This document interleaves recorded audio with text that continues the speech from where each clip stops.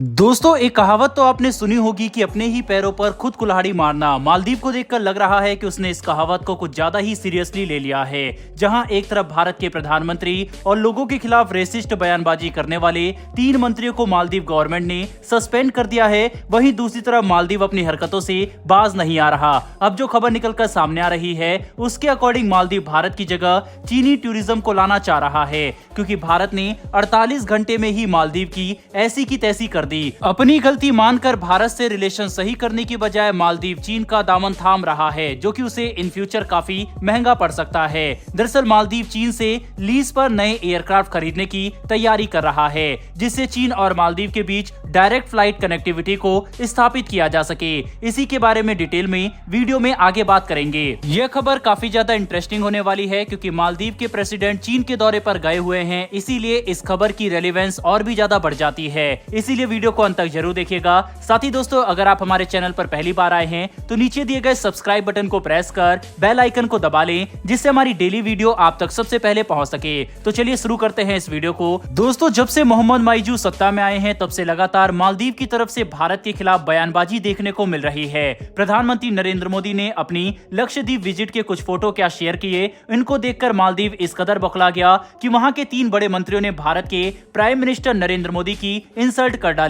और यहां तक कि भारत के लोगों के खिलाफ रेसिस्ट बयान दिए। इसके बाद हमने देखा कि कैसे भारत ने मालदीव को सबक सिखाया और 24 घंटे के अंदर 2500 फ्लाइट की टिकट और 8000 होटल की बुकिंग कैंसिल हो गई। वहीं कई प्लेटफॉर्म में मालदीव पैकेज को फिलहाल के लिए बंद कर दिया गया है। ये मालदीव के लिए किसी बड़े झटके से कम नहीं था, क्योंकि मालदीव का ऑलमोस्ट इकोनॉमी टूरिज्म पर ही डिपेंड करती है, जो कि उसे भारत से मिलता है। हर साल लाखों इंडियंस मालदीव विजिट करते हैं और अब जबकि मालदीव की तरफ से इस तरह की बयानबाजी की गई तो भारत ने तुरंत एक्शन लिया और मालदीव को उसकी औकात दिखा दी। इंडियन सेलिब्रिटी से लेकर बड़े बड़े लीडर भी मालदीव के अगेंस्ट आ गए और ट्विटर पर बॉयकॉट मालदीव हैशटैग ट्रेंड करने लगा। दोस्तों, इसी बीच जो खबर निकलकर सामने आ रही है उसके तहत मालदीव अपने अगले स्टेप की तैयारी कर रहा है। दरअसल मालदीव के राष्ट्रपति मोहम्मद माइजू इंडियन टूरिज्म की जगह चीनी टूरिस्ट को बढ़ावा देना चाह रहे हैं और इसके लिए वे नए एयरक्राफ्ट खरीदने की तैयारी कर रहे हैं। मालदीव खुद इस हालत में नहीं है कि नए एयरक्राफ्ट खरीद सके, इसीलिए वे इन्हें चीन से ही लीज पर लेने के बारे में सोच रहा है। मालदीव ऐसा इसलिए कर रहा है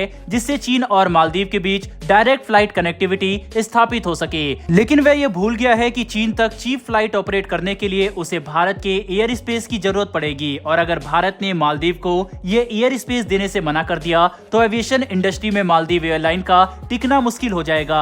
दोस्तों, मालदीवियन एयरलाइन मौजूदा समय में 14 एयरक्राफ्ट ऑपरेट करती है और भारत के अलावा चीन और साउथ अफ्रीका तक कनेक्टिविटी देती है। लेकिन यहाँ पर ध्यान देने वाली बात यह है कि फ्लाइट डायरेक्ट ऑपरेट नहीं करती बल्कि ट्रांसिट फ्लाइट होती है। यही वजह है कि चीन तक डायरेक्ट फ्लाइट ऑपरेट करने के लिए मालदीवियन एयरलाइन 5 साल के लिए लीज पर चीन के एयरक्राफ्ट लेना चाह रहा है। लेकिन दोस्तों, चीन की फितरत से तो हम सभी वाकिफ है ही। चीन ने जो नेपाल के साथ किया वो भी दुनिया के सामने है। दरअसल नेपाल ने भी चीन से लीज पर एयरक्राफ्ट लिए थे, जो नेपाल को मजबूरन रद्दी के भाव बेचने पड़े थे।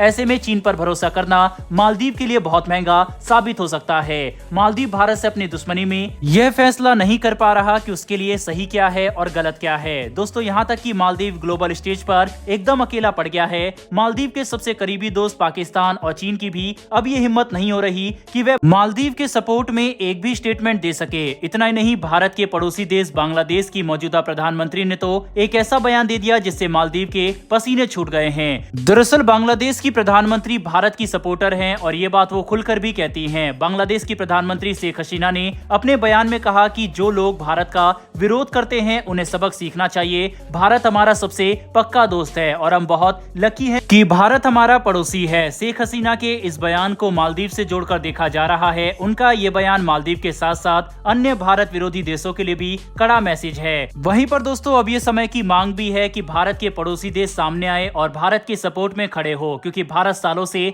अपने पड़ोसी देश जैसे श्रीलंका और नेपाल को करोड़ों रुपए देता आया है। इसके बदले में इतना तो ये कर ही सकते हैं। दोस्तों, कुल मिलाकर देखा जाए तो मालदीव के बर्बादी के दिन करीब आ गए हैं और इसी तरह मालदीव भारत से पंगा लेते रहा तो उसे दिवालिया होने से कोई नहीं बचा सकता। वैसे दोस्तों, जब भारत और पाकिस्तान के रिश्ते बेहद ज्यादा खराब होते हैं तो पाकिस्तान भी अपना एयर स्पेस भारत को यूज नहीं करने देता। बस कभी कभी जब भारत के लीडर रिक्वेस्ट करते हैं तब वह अपना एयर स्पेस खोलता है। ऐसे में क्या भारत को मालदीव के साथ यही स्टेप लेना चाहिए या फिर नहीं, अपनी राय कमेंट बॉक्स में लिखकर जरूर बताइएगा, क्योंकि अगर भारत ने ऐसा ही किया तो उसको फिर और बड़ा रूट लेना पड़ेगा, जिससे वहां पर टूरिस्ट की संख्या कम हो जाएगी। इस विषय पर अपनी राय कमेंट बॉक्स में लिखकर जरूर बताइएगा। साथ ही अगर आपको ये इन्फॉर्मेशन और वीडियो पसंद आई हो तो हमारी आने वाली डेली ऐसी वीडियो के लिए नीचे दिए गए सब्सक्राइब बटन को प्रेस कर बेल आइकन को दबा लें। फिर मिलेंगे ऐसी एक नई वीडियो के साथ। धन्यवाद। जय हिंद।